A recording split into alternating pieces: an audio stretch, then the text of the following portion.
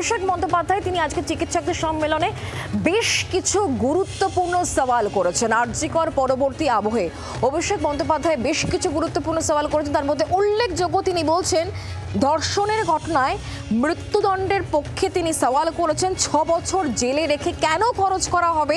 এই দানবদের বেঁচে থাকার দরকার নেই। আরজিকর পরবর্তী আবহে অভিষেক বন্দ্যোপাধ্যায়ের এই মন্তব্য অত্যন্ত গুরুত্বপূর্ণ বলে মনে করা হচ্ছে। ধর্ষণ রুখতে আইন দরকার, রাজ্যের অপরাজিতা বিল রাষ্ট্রপতির কাছে আটকে, এ কথা উল্লেখ করেছেন আজকে অভিষেক বন্দ্যোপাধ্যায়। ঠিক কি বলেছেন অভিষেক বন্দ্যোপাধ্যায় শোনাবো।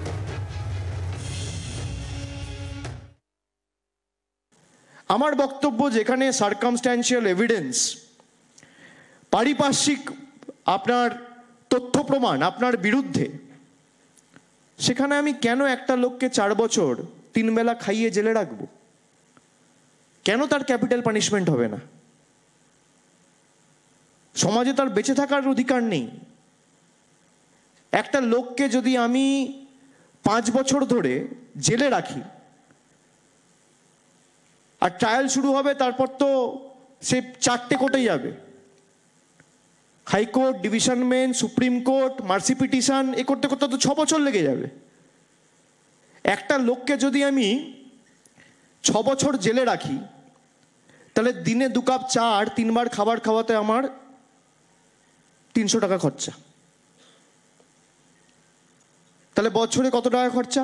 দিনে 300 টাকা খরচা হলে মাসে কত টাকা খরচা? 9,000 টাকা। বছরে খুব কম করলেও 1 লাখ টাকা। আমি 6 লাখ টাকা তার পিছনে খরচা করবো কেন? 6টা গরিব মানুষ বাড়ি পাবে। আমার বক্তব্য এখানে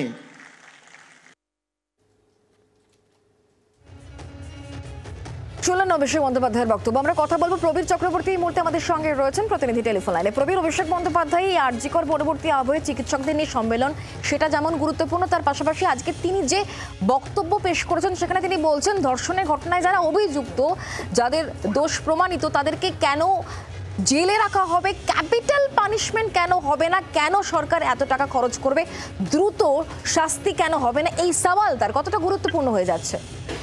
দেখো, ধর্ষণের মতো সামাজিক ব্যাধি আটকাতে কিন্তু অভিষেক বন্দ্যোপাধ্যায় কড়া আইনের পক্ষে সওয়াল করেছেন।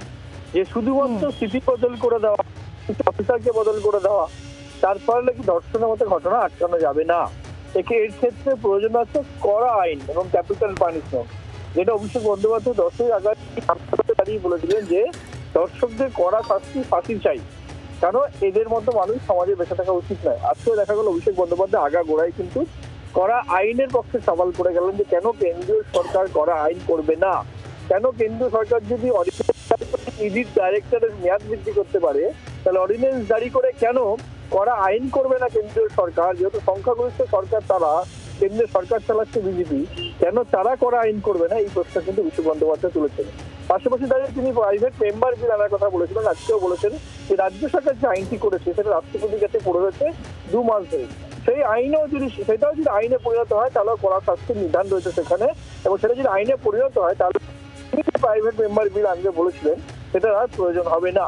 কিন্তু রাষ্ট্রপতির কাছে 2 মাস ধরে এই রাজ্যের যে অপরাজিতা যে বিল পাস হয়েছে সেটা পড়ে রয়েছে, রাজ্যপাল পাঠিয়ে দিয়েছেন দিল্লিতে, রাষ্ট্রপতির কাছে পড়ে রয়েছে। সুতরাং একদিকে কেন্দ্রীয় সরকারের উচিত করা আইন আনা, আজকে সেই সওয়াল করেছেন। পাশাপাশি রাজ্যের যে আইন, সেই আইনকেও, রাজ্যের যে বিল, সেই বিলে ইতিমধ্যে খুব তাড়াতাড়ি রাষ্ট্রপতিকে সই করা উচিত বলে আরজিকর ঘটনার পর অভিষেক বন্দ্যোপাধ্যায় দাবি তুলেছেন। 3 মাস পর একই দাবি তুলেছেন অভিষেক বন্দ্যোপাধ্যায়। পার্থক্য হচ্ছে আজকে প্রায় 1300-1400 চিকিৎসকের সামনেই অভিষেক বন্দ্যোপাধ্যায় এই দাবি আবারও তুলেছেন, এবং পাশাপাশি দাঁড়িয়ে চিকিৎসক নিগ্রহের ঘটনা তিনি যেমন। প্রবীর, ধন্যবাদ আমাদের সঙ্গে টেলিফোন লাইনে থাকার জন্য। এবার আপনাদেরকে শোনাবো অভিষেক বন্দ্যোপাধ্যায় তিনি বলছেন যে কেন্দ্র কেন কোনো কড়া আইন আনছে না, এই ধর্ষণের বিরুদ্ধে কড়া আইন আনা দরকার, এটা অভিষেক বন্দ্যোপাধ্যায় বলছেন। এবং সেই সঙ্গে তিনি এটাও বলছেন যে রাজ্যের আনা যে অপরাজিতা বিল সেটা রাষ্ট্রপতির কাছে আটকে রয়েছে। কি বলেছেন এই দুটি নিয়ে অভিষেক বন্দ্যোপাধ্যায় শোনাবো।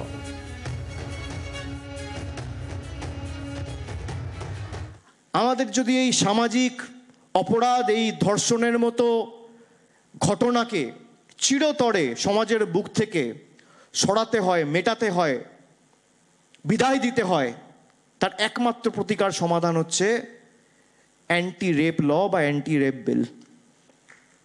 আর সরকার চাইলে পারে না তা নয়,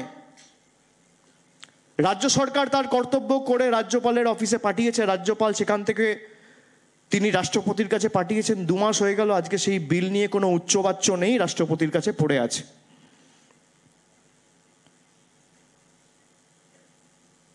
এই বিল পাস হয়ে গেলে, আর বিলটা এমনভাবে করা হয়েছে যে 50 দিনে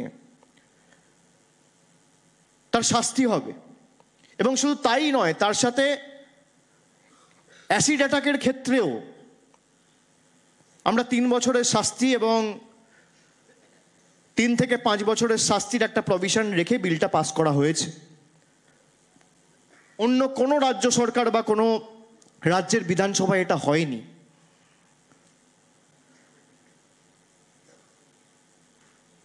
এই বিল যেদিনকে পাস হবে সেদিনকে এই ধর্ষণের মতো ঘটনা আমাদের সমাজে বন্ধ হবে।